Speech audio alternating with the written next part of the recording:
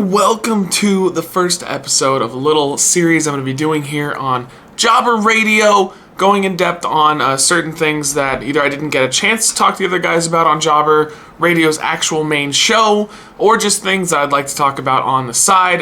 The wrestling pay-per-views in full will still be over on Reckless Eating, but this is just a nice little separate segment. So I want to talk about something I had a lot of people asking me about: Jinder Mahal becoming the #1 contender for the WWE title that is currently held by Randy Orton. I think some people would be surprised in that I don't mind him being #1 contender. It's one of those things where like anybody can become a #1 contender at any moment, and I like that kind of stuff. But what makes it a booking blunder is how they managed to just not make him matter built up to. Okay, so here's my problem with it. Jinder as a whole, he's got the look. If they give him like a faction, which it looks like they're going to, I like that as well. I think his mic skills are not great, but they're not terrible. Kind of reminds me of like, was it Muhammad Hassan or whatever his name was back in the day? Very similar type of character. Here's where they fucked up though. They fucked up by not credibly building him towards this. So he had a match at Fastlane before WrestleMania with Cesaro. Wasn't promoted. It's something they did randomly. If they knew in advance that, because the rumor going around is that they're giving him a push because they are expanding further into India, so they want, you know, an India dude in order to kind of get this as a broad appeal for over there, which I think that actually makes sense. But if they knew this in advance, which they had to have known this in advance, have Jinder upset Cesaro. Have him just beat him. I mean, Cesaro, it's not going to hurt Cesaro. Cesaro's still over like a motherfucker. Have Jinder beat him. There you go. And then you know what they would follow that up with? Have Jinder win the Andre the Giant Memorial Battle Royal, because I don't understand why it came down to him and Mojo Riley, or Raleigh, whatever the fuck is it? Just Mojo. But like, they're not capitalizing on Mojo winning that thing, and I get why Mojo won it, because they wanted his celebrity buddy to get him in the news and get WWE in the news by proxy. But if, again, they knew they were potentially going to push Jinder, and why not have him win the Andre the Giant Battle Royal? Because then it gives him some momentum and some steam.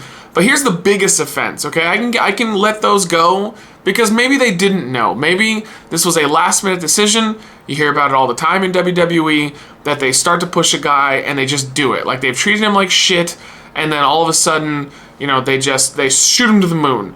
Fine. Then why in the hell did they have him lose to Finn Balor on his way out of leaving Raw to go to SmackDown? What purpose did that serve?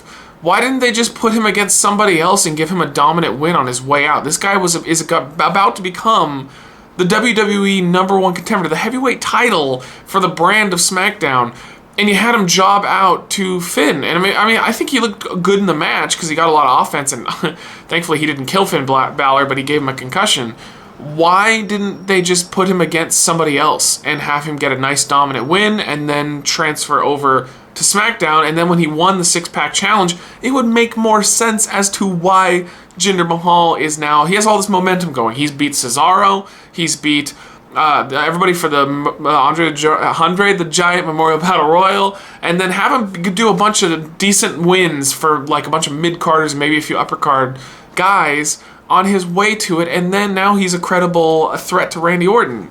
But instead, you have a dude who has won nothing. I mean, like, they went through on Observer Radio with Meltzer and everybody, and they went through and discussed his wins ever since he's come back. He's done nothing. He's basically just won a bunch of like tags, and that's it. Not even a bunch. There's only a few tag matches and maybe 1 or 2 singles matches.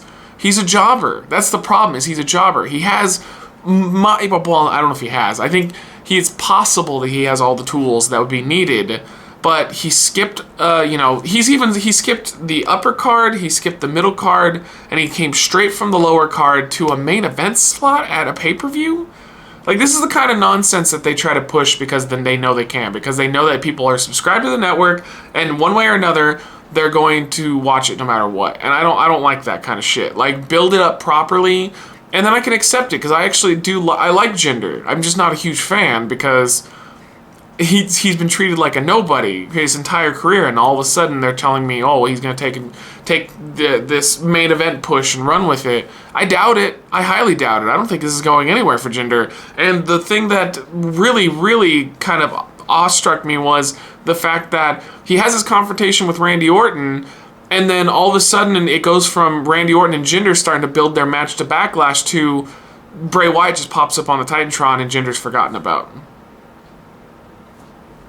All the attention was taken from Jinder and put on Bray Wyatt, who, I stand by, should never have fucking lost the WWE title at WrestleMania. Orton should have been the one to go to Raw, and Bray should have stayed the dominant champion on SmackDown, because there's plenty of feuds for Bray.